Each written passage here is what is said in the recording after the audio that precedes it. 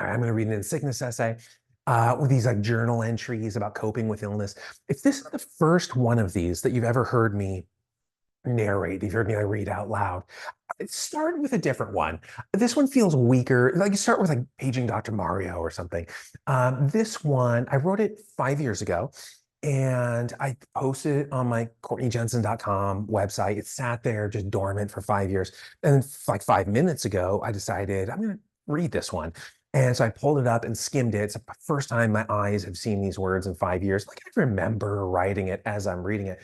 But I didn't want to, as I'm performing, as I'm doing my narration, I didn't want to stagger over my words and do a terrible job. So I'm skimming through it. And it doesn't feel as strong, as the other ones, but it's more historical perspective as opposed to experiential, emotional, it's not as present. But the history, I decided to prop my background with Boswell's Life of Johnson over there. And I don't know if you can see it, right? And then Christopher Hitchens, I'm quoting both of them. I think it's from the third book of Life of Johnson. I don't know, don't quote me on that, just quote him on it. But I'm just going to read it.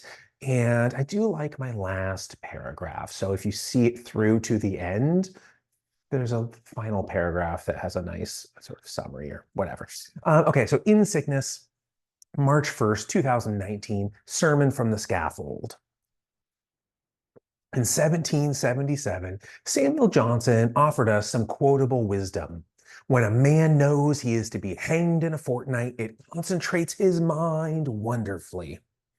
232 years later, Christopher Hitchens reevaluated its wisdom, and shortly after found himself confronting a fortnight of his very own. At this time, Johnson's aphorism was not repudiated. 10 years later, I find myself reevaluating it. I adore the wit of Samuel Johnson. I admire the keen skepticism of Christopher Hitchens, and I was hopeful that I could spend my remaining time basking in that promised state of precise and permanent focus. But when death is approaching, its footsteps clunking in the distance, you don't get focused. That would be a sentimental parting gift, but sorry, kiddo, there is no Santa. When forced to confront the possibility of one's sooner than expected passing, you get depressed and exhausted. All that brooding and panicky moping really wears a guy out. You know what does concentrate the mind, though?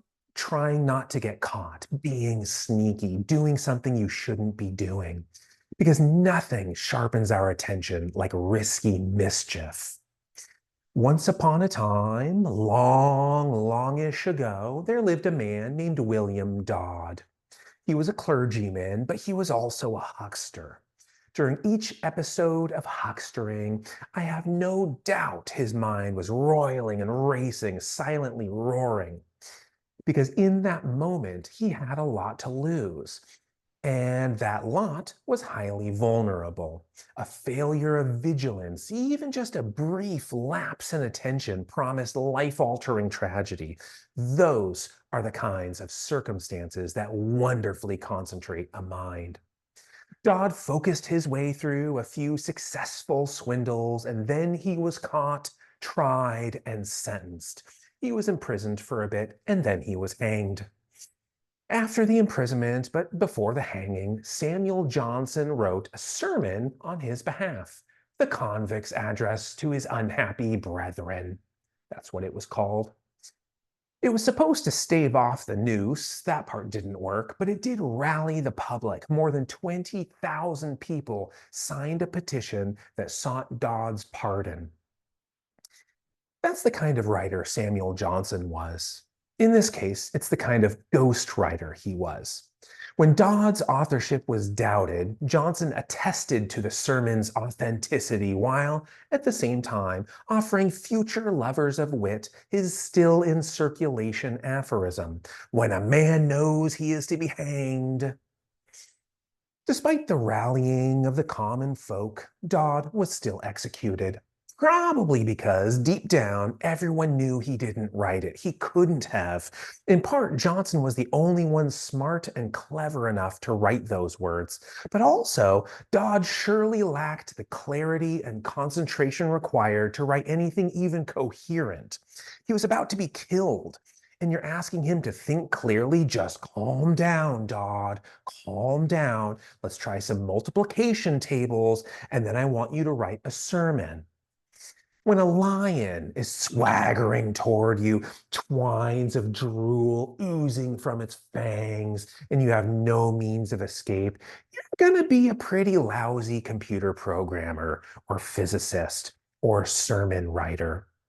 Johnson may have been brilliant, but he wasn't confronting the scaffold. And I doubt the man who was felt at all concentrated by it. I know Johnson didn't years later when the hangman's gout-ridden footfalls could be heard arthritically swaggering in his direction. Only a vacant hedonist blind to tomorrow could thrive in such a situation. As for me, momentary satisfaction motivates nearly no decision. Almost every verb I submit to is one that positions me for forthcoming success. It makes the future better. That's what brings me joy, knowing tomorrow's sunrise will be just a little bit brighter than today's. That's what concentrates my mind. When illness or a scaffold uncouples my work from its compensation, when my day's investment is denied its rightful dividend, how am I supposed to remain motivated? How am I supposed to muster concentration enough to accomplish anything? Do fear and depression make you more productive, or do they just keep you up at night? When the reaper can be seen in the distance sharpening his scythe, you have to find something else to maintain your wits. The grinding sound of whetstone on steel won't nurture any inner genius. That's the reason I have such a hard time reading the writing of the dying.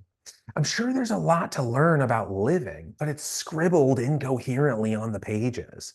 I find myself wishing they could gather their thoughts like they could when they were younger and free from Vincibility's most urgent reminders. I think that's, at least in part, the reason death continues to be such a mysterious topic. As we make its acquaintance, we lose our ability to tell our story, to understand and articulate our emotions, or contribute a witty aphorism to the annals of English just before the noose is fastened. Okay, that's it. Um, I hope that your, reminders of threats and illness and anything unpleasant are very far away and not present, and you're able to be focused in things in life. All right, I'll see you next time.